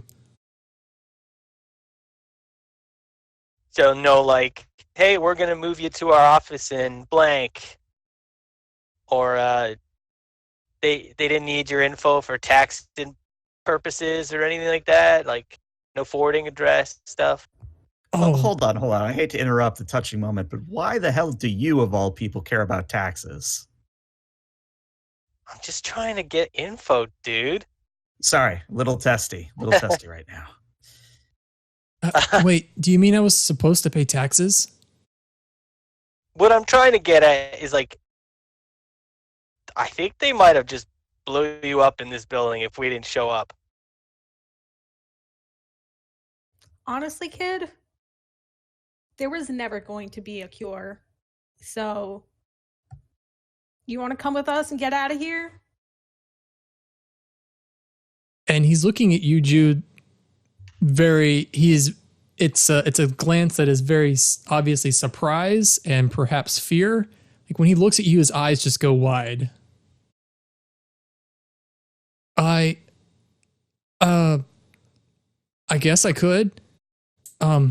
Beep, where are you going?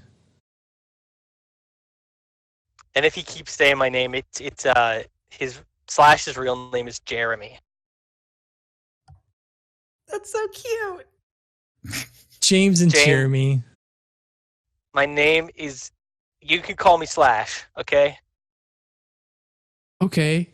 Slash, that's weird. Do you cut people or something? No, it's just I like the. It doesn't matter. That's my chosen name, so you're gonna have to deal with it. And we got a lot of stuff we got to deal with. But first of all, we just got to get out of this area. And on cue, Sigurd, Slash, you do hear some sirens in the background. Sigurd, do you have a place that we can go? With a phone call, I might. How long will that take? Couple seconds. Yeah, I don't think we have. I don't know if we have a way to keep that and Slash points to Kira under control. Okay. Everybody huddle up, and Jude wants to use the sling ring and go home. This is going to be fun. Little brother, this is going to make your stomach feel weird. Remind me What? how to use the sling ring. Just roll me a plus freak.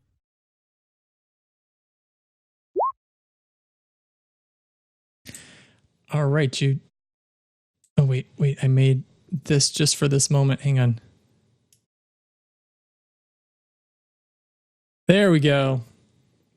So doing the motions that you learned from Agatha, use the ring, trace a circle in the air, and the sparkly portal appears, and you can very clearly see on the other side it is taking you to your apartment, I guess? That's the only place I know where to go. So it's off to the sanctuary. Are you taking Kira with you? Unfortunately. We'll figure that out later. Poor young me. Yeah, this isn't going to be fun. Things are supposed to be normal. Wait, isn't Jude also covered in blood? Jude is covered in blood. James is covered in blood. We all smell like gunpowder and cement and stuff. I was supposed to be back before dark. I'm making a magical portal. It can't get any worse. We're going to go through the portal. I pick up my banker's box and James, just when you walk through it, just look at your feet, and it'll trust me on this one. Is that like a Harry Potter portal thing? Are we going to go to Hogwarts or something? Yes, kid, we're going to Hogwarts. I'm going to push him. Yeah, you're such a nerd. Jude has no patience right now. Yeah, we all push him. All three of us at the same time. And you all promptly... I was thinking I would have gone first, but I did not. Well, I was going to say you all promptly appear in Jude's apartment. And despite what the photo has, it is night. The apartment is dark. There's no lights on. The only light is from the portal that is visible as you guys walk through, and then the portal closes.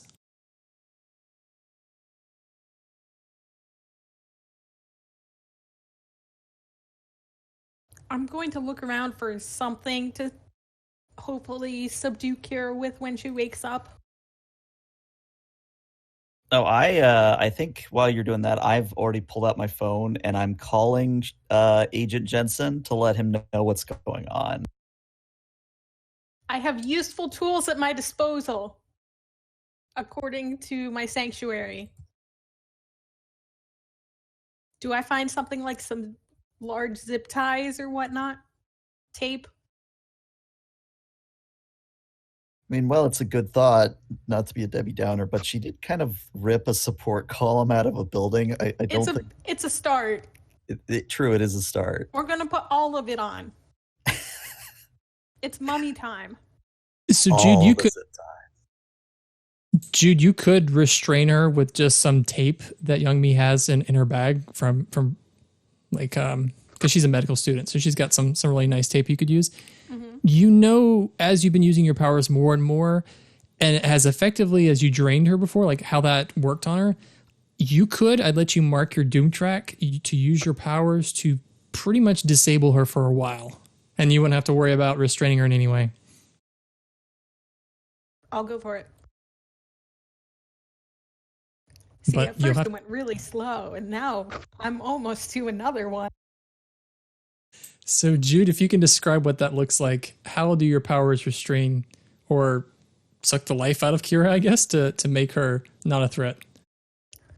I'm going to lay Kira on the couch, and then she's going to put her hand out, and then Kira's just sort of gonna, I don't want to say like sink into the couch, but you know how when somebody gets really relaxed, they just sort of like, ugh, and they're not as like toned anymore. So she's just gonna look like she's very deeply sleeping or something. She's at least very weak if she's awake. And as that happens, James just steps away from you, Jude, almost like you're a snake or something, and he walks over to Slash. Man, I'm telling you, all the stuff they're doing for this girl is crazy. She's really scary. And everything Jude has done with her powers is now like catching up on her, and she just goes to sit down because she's very tired and she doesn't want to stay standing anymore.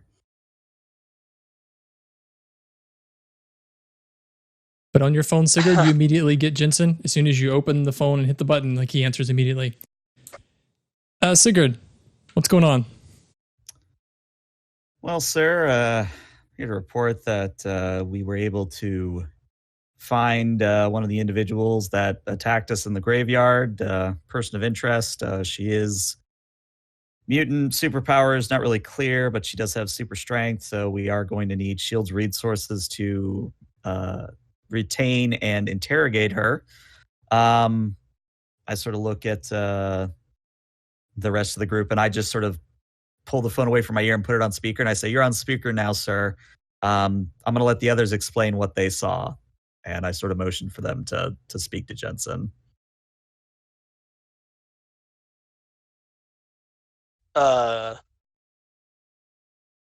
Hello, Shield sir, guy. I'm not good when put under pressure like this, man. Come on. Just tell them what you saw. I saw guys with machine guns. I saw my life flash before my eyes. No. I mean, like, what was in the warehouse? Oh, I have pictures. I don't have to. I got them on my phone. They're a little pixely, but. And what is in those pictures? I flip over my phone and I can't quite make it out because it's crappy pictures. Okay, these pictures are useless. It looked like some sort of weird cloning thing. And what were they cloning? Well, I don't think that's for me to say.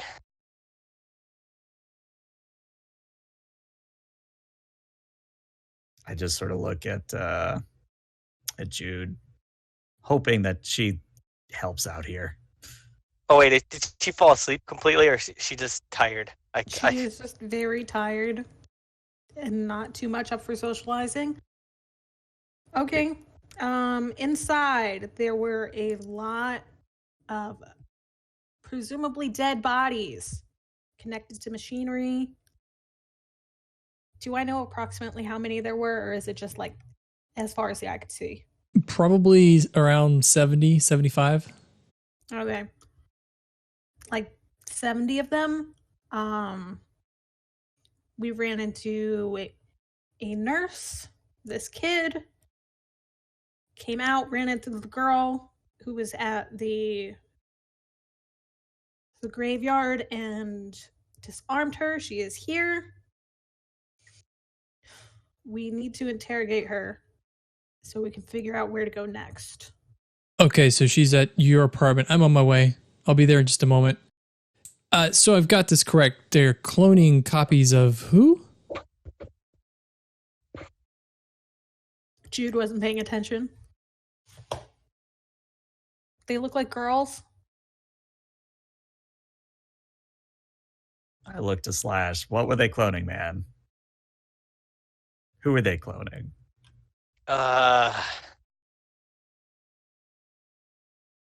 They were cloning you, and I point to Jude. And she had her eyes closed, looking down, and now she just like looks straight at Slash. Yeah.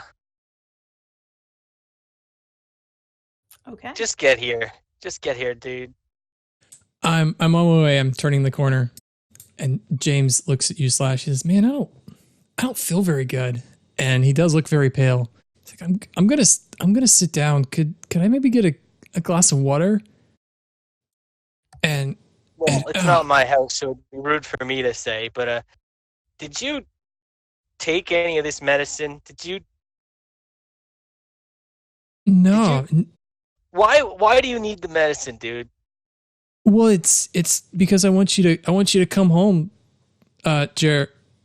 Slash. I mean, it's been it's been really bad, man, since you left. I don't know. You're one of the reasons I left, dude. You know that, right? But it's like You didn't it's like you're support me. You took their side.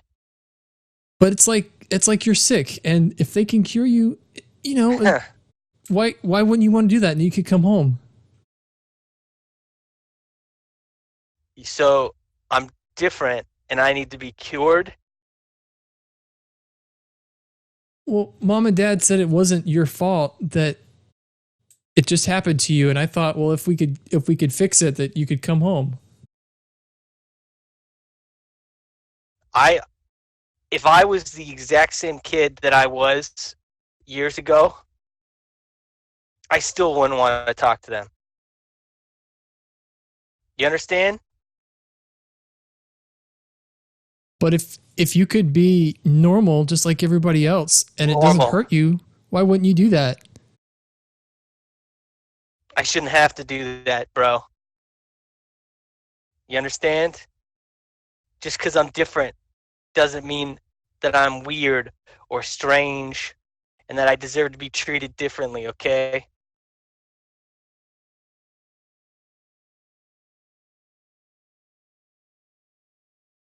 Why don't you roll a plus mundane for me?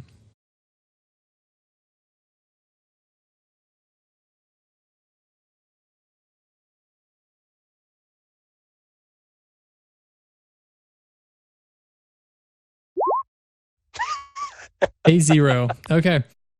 How do you roll a 0? Oh dear. No, Jeremy, you don't understand. Our mom and dad were so upset. It's like you have a cold or something, and all you have to do is take a shot, and you could come home, and you could be with a family, and you could go get a job, and you could do things, and you could be. You've always got to be so different.